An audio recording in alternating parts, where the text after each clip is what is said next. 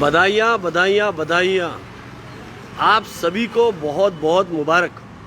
खासकर नागपुर की जनता को बहुत बहुत मुबारकबाद।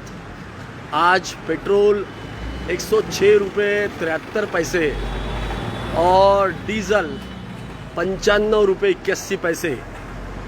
तो नागपुर की जनता आज बेहद खुश, क्योंकि पेट्रोल 106 रुपये 73 पैसे पे पहुंच चुका है। आप सभी को मैं याद दिला दूं कि 16 मई 2014 को जब मनमोहन सिंह जी ने जो सत्ता सौंपी थी हमारे प्यारे लोकप्रिय प्रधानमंत्री नरेंद्र मोदी जी को, उस समय क्रूड का भाव जो था वो $160.09 $160.09 प्रति बैरल था।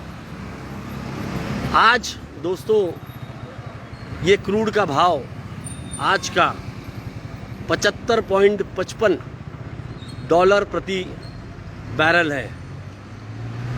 उस समय जब 109 पे 107 पे था, तब जो पेट्रोल का रेट था देश में वो था 71 रुपये 41 पैसे और डीज़ल 55 रुपये 49 पैसे।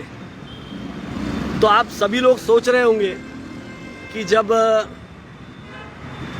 क्रूड $160 था और पेट्रोल का भाव 71 रुपये, आज क्रूड $75 पर है और पेट्रोल का भाव आसमान छू रहा है, 106 रुपये 73 पैसे।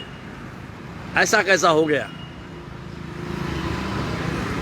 करीब करीब 1.5 गुना ज़्यादा पेट्रोल का भाव है और करीब करीब 2/3 कम क्रूड का भाव है।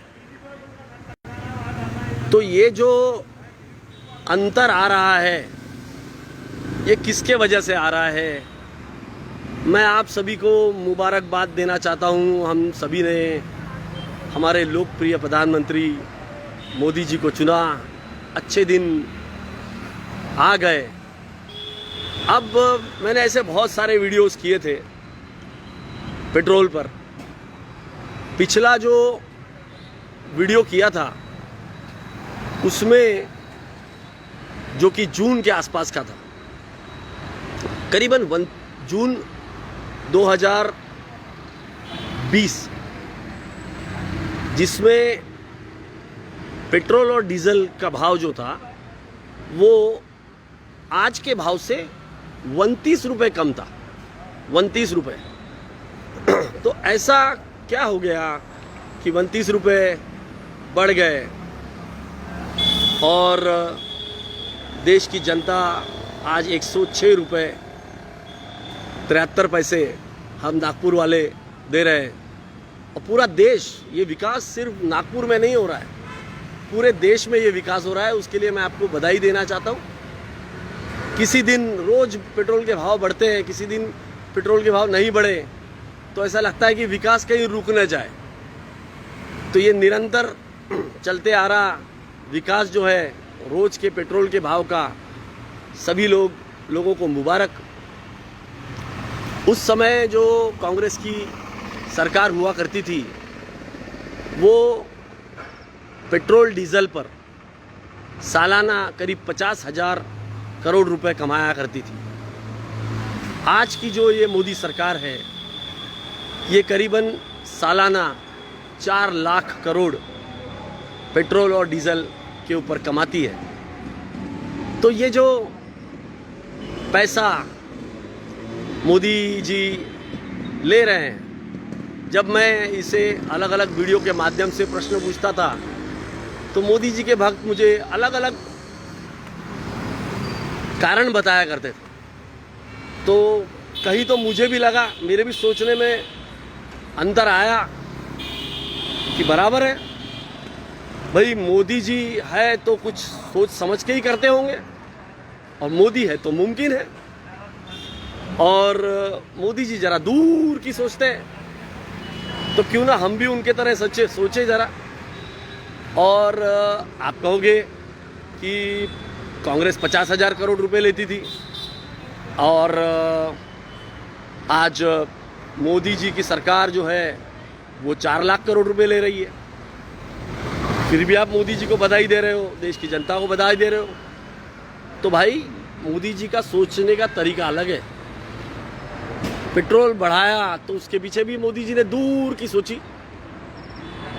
अब मैं मोदी जी के सोच को आपको समझाता हूँ, जो जिस तरीके से भक्त सोचते हैं। पेट्रोल सस्ता था तो लड़के आवारागर्दी करते थे, लड़कियां मटरगश्ती करती थी, और आज पेट्रोल महंगा हो गया तो अपना काम से काम रखते हैं, छोटा मोटा जो काम होता है वो करके घर जाते हैं, अपने परिवार के साथ में समय बिताते हैं, परिवार के बीच में प्यार बढ़ रहा है। तो मोदी जी ने दूर की सोची। आप कहोगे ठीक है पेट्रोल बढ़ा दिया, अब गैस के बारे में क्या कहोगे? गैस पहले कांग्रेस के ज़माने में 400 रुपये की थी और आज 900 की है। तो भक्तों का बड़ा अच्छा एक्सप्लेनेशन हुआ करता है इसके ऊपर।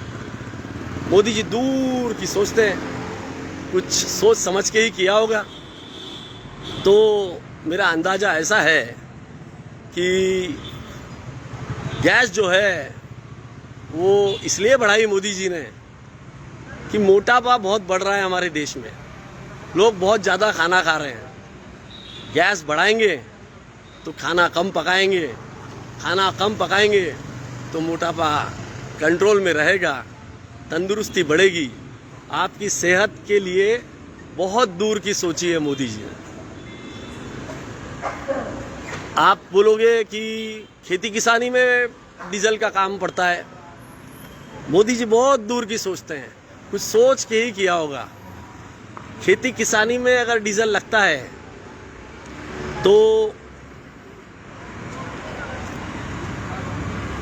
खेती किसानी में अगर डीजल का उपयोग हो रहा है तो मोदी जी ये सोच रहे हैं कि खेती किसानी का दाम बढ़ेगा तो अनाज का दाम बढ़ेगा, और अनाज का दाम बढ़ेगा तो लोग कम खाएंगे, कम खाएंगे तो तंदुरुस्त रहेंगे, और तंदुरुस्त रहेंगे तो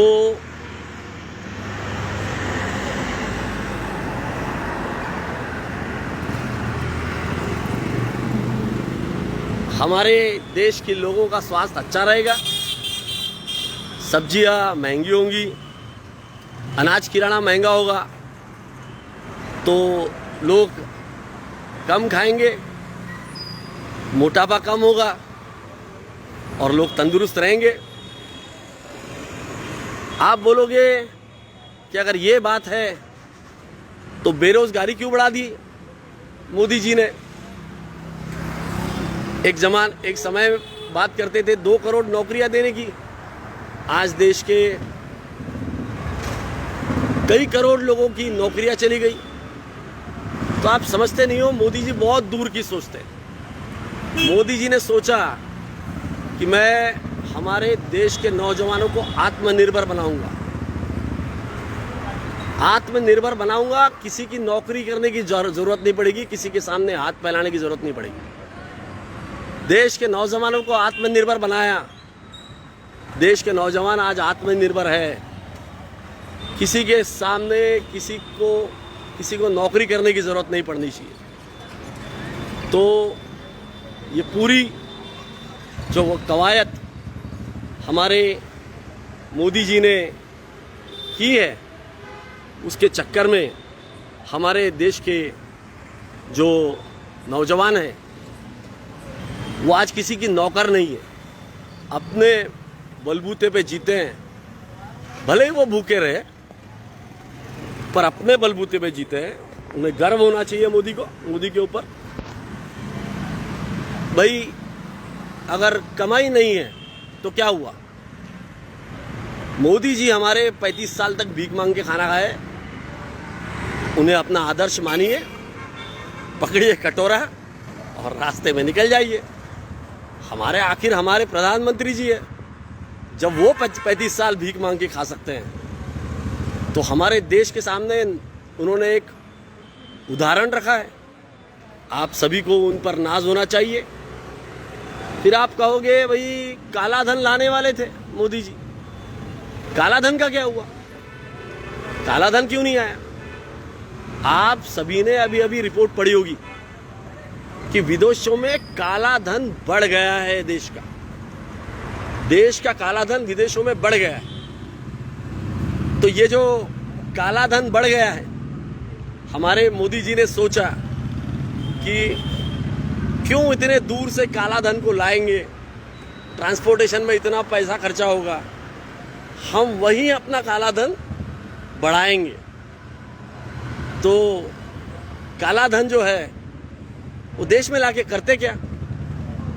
अगर हम काला धन लोगों में बांटेंगे तो हमारे देश के नौजवान आत्मनिर्भर नहीं हो पाएंगे। तो आत्मनिर्भरता के लिए काला धन को वहीं रहने दो विदेशों में, हमारे बच्चों को आत्मनिर्भर बनाएंगे और उन्हें अपने पैरों पे खड़ा रहना सिखाएंगे।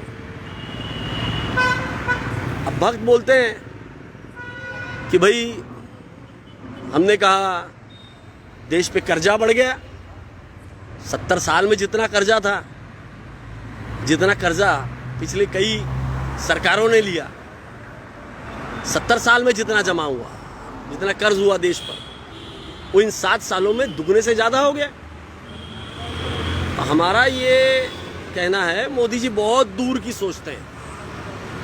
उनका ये सोचना है कि आदमी कर्ज के बोझ तले ज़्यादा काम करता है, उस पर टेंशन होता है कि मुझे कर्ज उतारना है।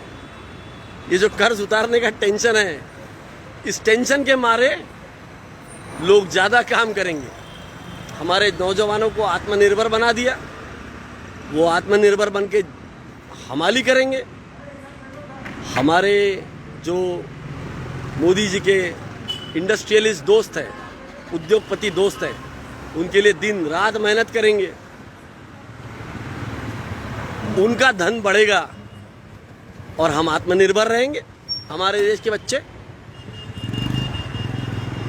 अब आप कहोगे अगर ऐसा था तो हमारे मोदी जी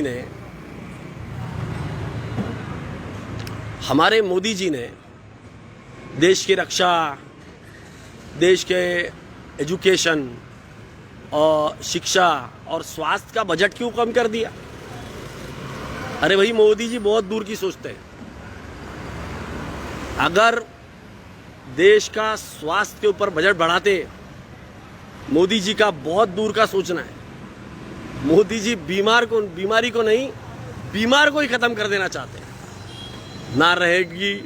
ना रहेगा बीमार, ना रहेगी बीमारी। बहुत दूर की सोच है। बीमार ही नहीं रहेगा तो बीमारी कैसे रहेगी? अगर अस्पताल बनाएंगे तो बीमार स्वस्थ होकर घर जाएंगे, फिर बीमार पड़ेंगे, फिर अस्पताल जाएंगे, फिर बीमार पड़ेंगे, स्वस्थ होकर घर जाएंगे, फिर बीमार पड़ेंगे। ना रहेगा बीमार, ना रहेगी बीमारी, ना रहेगा गरीब, ना रहेगी गरीबी। तो मोदी जी का ये जो सोच है, इस सोच के ऊपर को मैं सलाम करता हूँ। ये जो सालाना 4 लाख करोड़ का जो हमसे टैक्स वसूला जा रहा है, जो कांग्रेस के ज़माने में मात्र 50,000 करोड़ रुपए था, वो जो 3.5 लाख करोड़ रुपए का ज़्यादा का टैक्स हम सब लोग दे रहे हैं, उस सब के लिए मैं आपको मुबारकबाद देता हूँ। क्योंकि ये मोदी जी की दूरदृष्टि है। 2014 के पहले हमारा विकास ही कहाँ हुआ था? मोदी जी आए और देश का विकास किया। हम सब लोग बैलगाड़ी में चला करते थे, अभी हम लोगों ने सबने गाड़ियाँ खरीद ली। तो दोस्तों, इस तरीके के भयंकर विकास को आप सब लोग आपको मुबारकबाद। आप कहेंगे किसान क्यों आंदोलन कर रहे हैं? अरे भाई, बहुत दूर की सोचते हैं मोदी जी। अगर बहुत लंबी और दूर की सोच है, एक ही सुपरमार्केट होगा, सब वहीं मिलेगा, कोई ज़रूरत नहीं किसी किसान की तरफ जाने की, कोई मंडी की ज़रूरत नहीं, कोई किसी बात की ज़रूरत नहीं। अडानी अंबानी जी सभी कुछ दे देंगे, बड़ा मॉल होगा, वहाँ आप जाएंगे, थोड़ा बहुत महंगा होगा, तो क्या बात हो गई?